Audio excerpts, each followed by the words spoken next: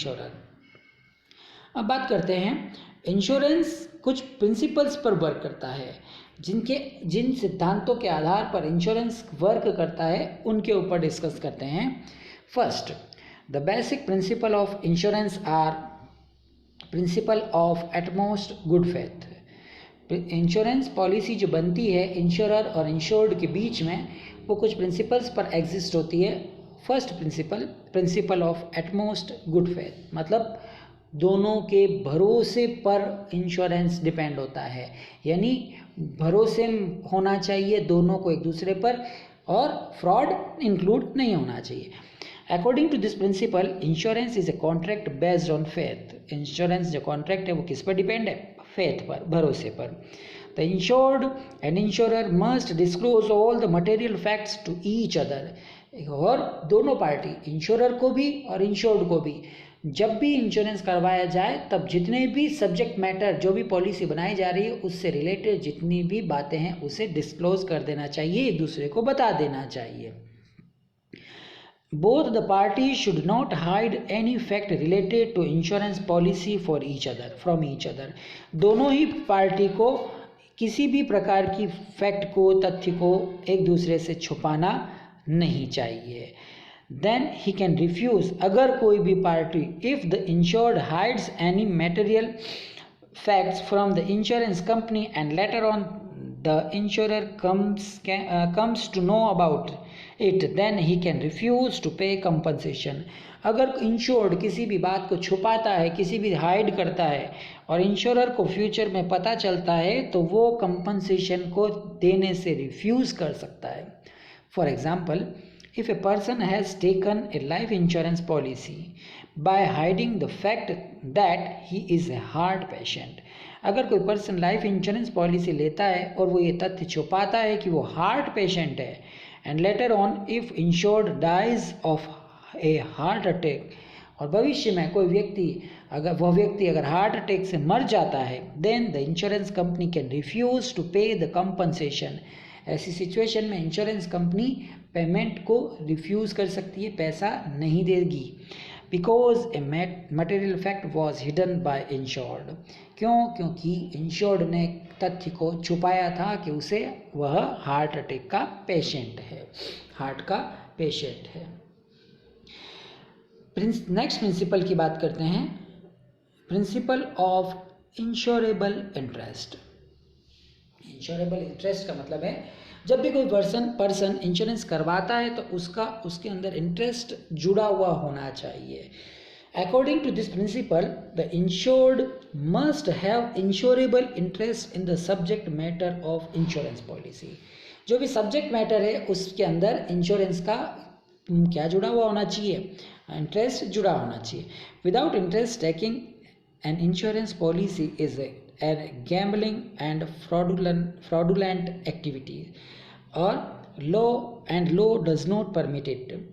अगर बिना insurable interest के कोई व्यक्ति इंश्योरेंस करवाता है तो ये एक प्रकार से गैम्बलिंग है और धोखाधड़ी है, एक प्रकार से कोर्ट इसकी इजाज़त नहीं देता है।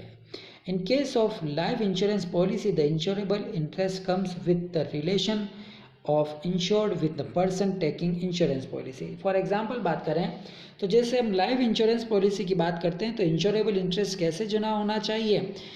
ए person can take life insurance policy for his spouse और for her children, but she can not take insurance policy for a stranger. कोई भी व्यक्ति अपनी पत्नी के लिए क्या कर सकता है? इंश्योरेंस पॉलिसी ले सकता है, या उसके बेटी के लिए इंश्योरेंस पॉलिसी ले सकता है, पर किसी स्ट्रेंजर, अजनबी के लिए इंश्योरेंस पॉलिसी नहीं ले सकता है।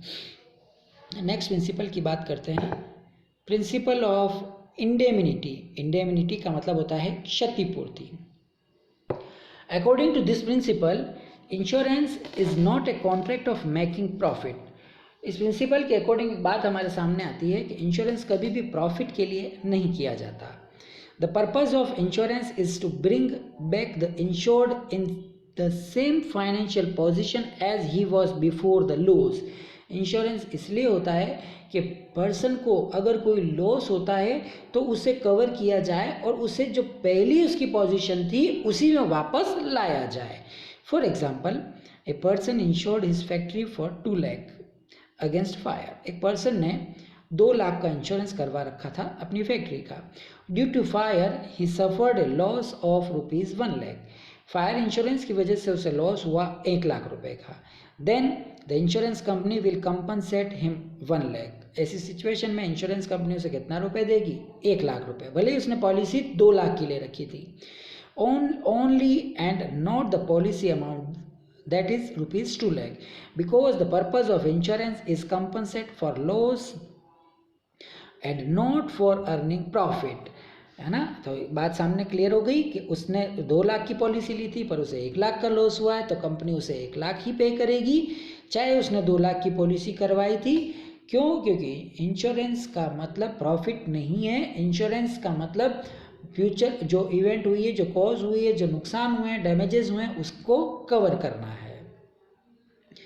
नेक्स्ट बात करते हैं principle of contribution. The principle of contribution is corollary of the principal of indemnity. ये जो प्रिंसिपल है ये जुड़ा हुआ है, अभी अपन ने जो इंडेमिनिटी पढ़ा था ऊपर उसी से जुड़ा हुआ है।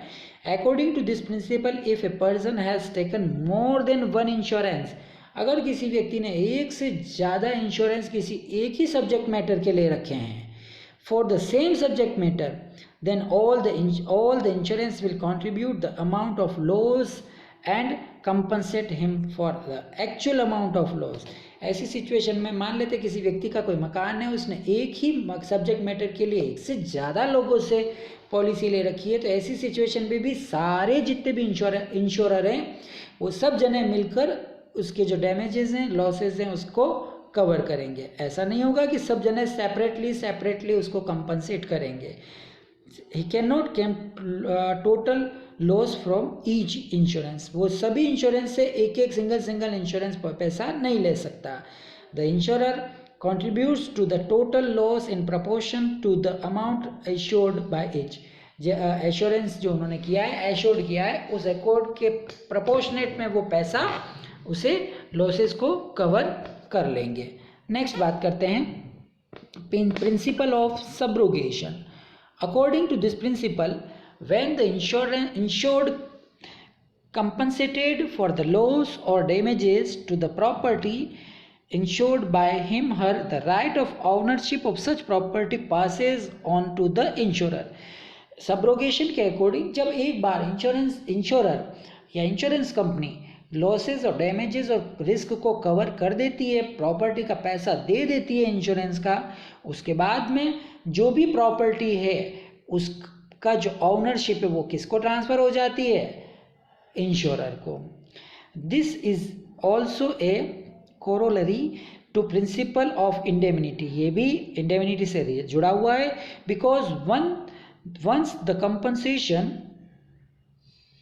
Is given later on, if insured realise some money by cell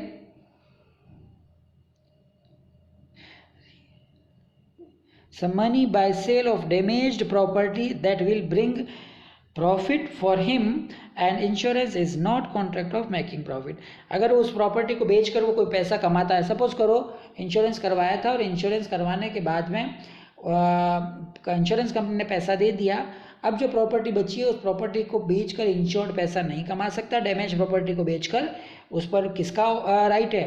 insurer का। For example, if a person has taken fire insurance policy for his factory, due to fire he suffered a loss of rupees 1 lakh। Fire insurance policy करवा रखी है, 1 लाख का loss हुआ, and he gets the compensation for the same, और उसने compensation उस पूरा का पूरा ले लिया। Later on burn goods were sold 10,000, ये जो बर्न गुड्स था उसे कंपनी ने 10,000 में बेचा। These 10,000 will be kept in insurance company and not by insured, because insured has already got full compensation for the loss। इस पर किसका अधिकार है 10,000 रुपये पे? इंश्योरेंस कंपनी का, इंश्योरर का। क्यों? क्योंकि इंश्योर्ड ने तो पूरा कंपनसेशन ले लिया है। नेक्स्ट प्रिंसिपल की बात करते हैं Principle of cause proxima. According to this principle, the cause or reason for the loss must be related to the subject matter of the insurance company.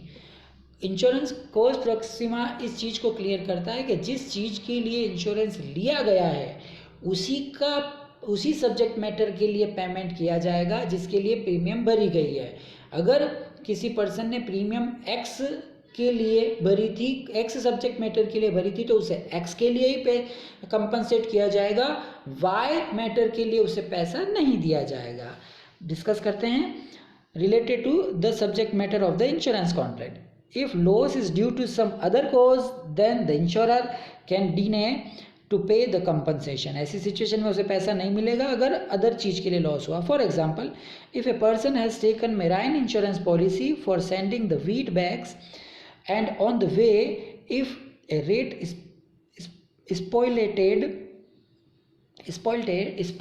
spoiled the wheat, then no compensation will be given because under marine insurance the cause of loss should be sea perils and not the rate. अगर कोई person ने marine insurance ले रखा है और ship पर goods को load किया है और अगर स्पॉइल्ड हो जाता है उसका गुड्स, वीट बोरियां जो हैं वो चूहों के द्वारा खा ली जाती हैं, तो उसे पैसा नहीं मिलेगा. But if the rate makes a hole in the ship through which water enter and spoil the wheat bags, the compensation will be given because the loss of wheat is due to sea water. और हाँ, पर अगर boat को rate की वजह से rate अगर whole कर देते हैं शिप के अंदर और उसकी वजह से शिप में पानी भरा जाता है, तो फिर ऐसी सिचुएशन में उसे कंपनसेशन मिलेगा. बात क्लियर है कि जिस सब्जेक्ट मैटर के लिए इंश्योरेंस लिया जाता है उसी से रिलेटेड कंपनसेशन कंपनी प्रोवाइड करवाती है. Last principle of mitigation of the loss. According to this principle the insured must take care of his property. इस प्रिंसिपल के अकॉर्डिंग जो भी पर्सन इंश्योरेंस करवाता है वो इंश्योरेंस करवाने के बाद फ्री नहीं हो सकता है. उसे अपनी जो भी प्रॉपर्टी उसने इंश्योरेंस करवाई है उसकी केयर करनी होगी. और subject matter of insurance in the same way as the would take care without taking the insurance policy. उसे इसी प्रकार से उसकी टेक केयर करनी होगी जैसा कि उसने इंश्योरेंस पॉलिसी नहीं ली थी, उसके पहले वो अपनी सब्जेक्ट के एलिमेंट की टेक केयर करता था. The insured should not become careless of his property. वह अपनी प्रॉपर्टी के लिए केयरलेस नहीं हो सकता है. After taking insurance policy, it is the duty of the insured to make a reasonable efforts and take all available precautions to save the insured property. Insured की ये लाइबिलिटी है कि वो अपने जो प्रॉपर्टी है उसकी पूरी सावधानी रखे और उसको बचाने के लिए, उसे टेक केयर करने के लिए जो भी एफर्ट्स लगा सकता है वो उसे के लिए लगाए. For example, if a person has taken fire insurance policy, a person fire insurance policy ले रखी है for his house and when fire breaks out he should take all the measure to stop the fire and minimise the loss rather than watching the fire. Person ने fire insurance policy ले रखी है, अगर कोई fire breaks हो जाते हैं और शॉर्ट आउट हो जाता है जिसकी वजह से लॉसेज हो रहे हैं और वो रोक सकता था, एफर्ट्स लगा सकता था, उसे बचा सकता था, तो he will get compensate from the insurance company. तो ऐसी सिचुएशन में अगर वो उसे रोक सकता है तो उसे बचा सकता है, तो उसे बचाना होगा. ऐसा नहीं हो सकता है कि उसने इंश्योरेंस पॉलिसी ले रखी हो तो वो उसके लिए केयरलेस हो जाए.